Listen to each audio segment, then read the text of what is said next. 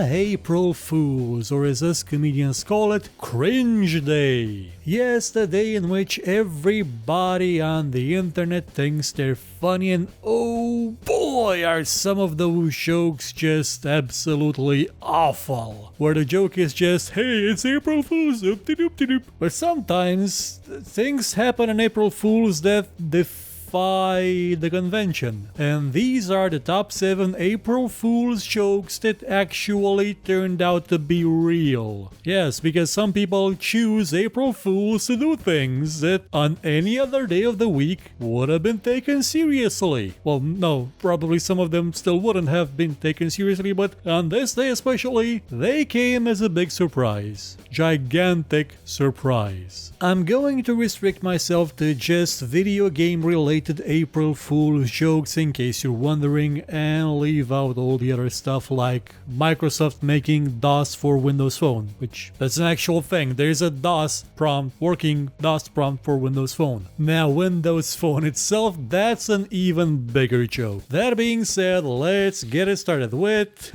number 7, the Ostrich Hammer. If you're not a fan of Red Faction Guerrilla, you probably have no idea what this is. Well, on April 1st, Volition made a video, an actual funny video that included with what appeared to be a new hammer for the multiplayer of Red Faction Guerrilla. A hammer that was actually a bird. And it was funny and people laughed, and then they put it in the game. Just so I make myself absolutely clear, Red Faction Guerrilla, apart from having a great multiplayer mode that actually uses all the destruction capabilities of the engine to probably its best extent with what was possible back then, and can now be played again like it should have been from the get-go because they took out Games Over No Left from it, lets you chase around people with an ostrich in your hands. One that you could swing around and bludgeon people to death. One that you can use to tear down a building on someone's head and then cave it in with a bird. This gives new meaning to give them the bird, show them the bird, or why are there birdies around my head, which is usually what happens when a team of people start using the Ostrich Hammer on an unsuspecting victim. Though it's kind of hard to be unsuspecting. No, wait, no, it actually is hard to be unsuspecting because in this game, you can just be walking around, minding your own business inside a building, and an ostrich will come through a wall and hit you in the face. I repeat, this is not a joke. This is in the game. It's a high level unlockable, but it's in the game. Number 6, Mortal Kombat on a PC. How so? Well, let's say if you're a PlayStation user, you've seen no issues with Mortal Kombat on your platform. It's been around since the PlayStation was a thing, but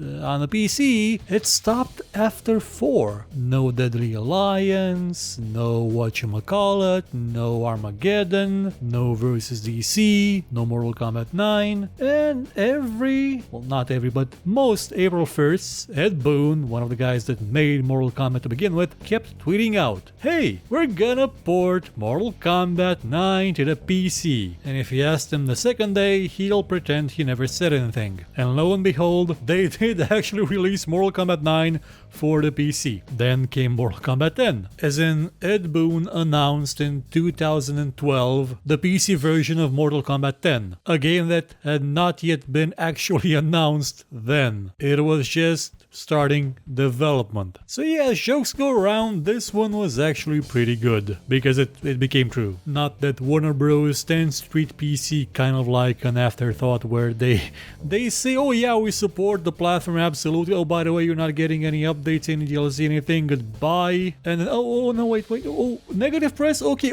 we'll launch the XL version on PC too. Better? Warner Bros. In itself is an April Fool's joke, and sadly that one is also coming true. Well, came true, is constantly true, but it's not funny. Number 5, Goat Simulator. Now, when Coffee Stain Studio made a joke game where they would just test the physics of their new engine, the internet went a bit insane. So insane that on April 1st, they actually released Goat Simulator as a game. They put together a physics test as a joke game and release it on Steam. This was before just about every game on Greenlight was a joke game. Not sure if there was a Greenlight back then actually. And everybody bought it. Like this thing, released on April 1st, a joke, sold over 1 million copies. It's gotta mess a bit with the developers too. I mean, they spent a lot of time making those tower defense games, 2 of them. They weren't that good, they didn't sell that well, and something they screwed around with in their spare time, I'm guessing, or something. It made millions. It went insanely over anything they had previously done at that studio. You gotta admit, that was a pretty good joke. Number 4, Super Quad. You know how Super Hot is a really neat game? Like, it's a great game. You gotta admit, it's unique. It's like a puzzle game and an action game combined. But you know what it could have used? Quake. So on April 1st there came the announcement of Super Quad, which according to the trailer would be Quake with Super Hot's mechanic. Oh boy, it's real. You can download it now if you have Quake. It's a mod for Quake. It turns it into Super Hot. You've got Quake weapons, Quake enemies, Super Hot, time and mechanics, and graphics. Well, shading. And it's a curiously neat take on the game. It's probably not as satisfying because you don't have a katana, but you do have that axe, don't you? So yeah, there is that. And it's free, so go get it and laugh your ass off. Number 3, Shenlong. Now, if you're not familiar with the story, well, it all started so long ago. 'Twas the year 1992 when Electronic Games Monthly published a hoax article, one in which they mentioned the existence of another character in Street Fighter 2, one Shenlong, the master of Ryu. It's because they mistranslated Shoryuken as Shenlong in one of Ryu's end fight quotes. The thing is, they actually posted screenshots in the article with Shenlong as a guy in a grayish gi with the white beard and white hair, and they did it again with Street Fighter 3, and Capcom put him in Street Fighter 4. Shenlong, or Gouken, is in Street Fighter 4, and he looks like the Shenlong from the Street Fighter 2 and Street Fighter 3 hoax articles. Sure, it was 17 years after the fact, but hey, it happened. Number 2, Far Cry 3 Blood Dragon. On April 1st, Ubisoft started to reveal something new, a new game, one that was probably not real. It had a VHS in the 80s shot on a very crappy camera look to it, something you wouldn't associate with a big budget studio, and it just looked like a joke. Ha ha ha, you made a joke. Yeah, that's funny, good. Now, when are we gonna see some new innovation that doesn't involve climbing on towers? But lo and behold, that joke turned out to not be a joke. Far Cry 3 Blood Dragon was released. People were in shock. Well, they would have been in shock if the console version of the game had not leaked previously to the release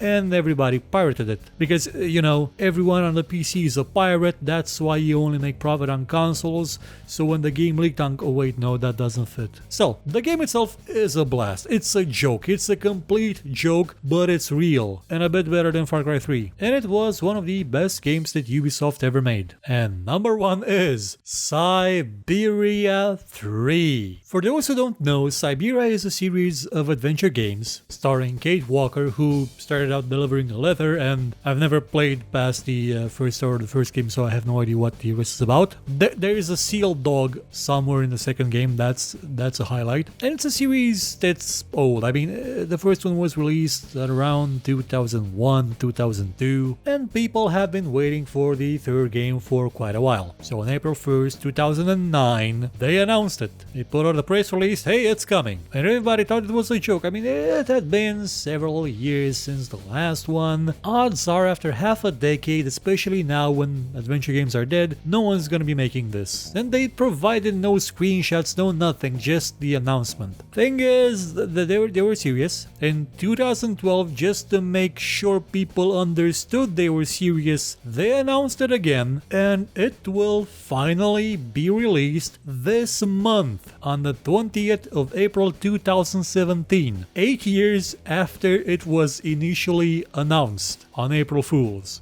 Gotta admit, that's a long time to wait for a joke to come to fruition. Let's just hope that when we actually launch the game, it won't just be a menu with a grayed out start button and an April Fool's background. Though that would be amazing. Well, that would be it for the best April Fool's announcements in video games that ever existed and were actually true. Special mentions go to basically what the World of Tanks and War Thunder and a lot of these online games do kind of every April 1st, where they just do crazy stuff like put tanks on the moon and on Mars and add giant snails as bosses, and they're real and they're playable and they are quite nice. Goodbye.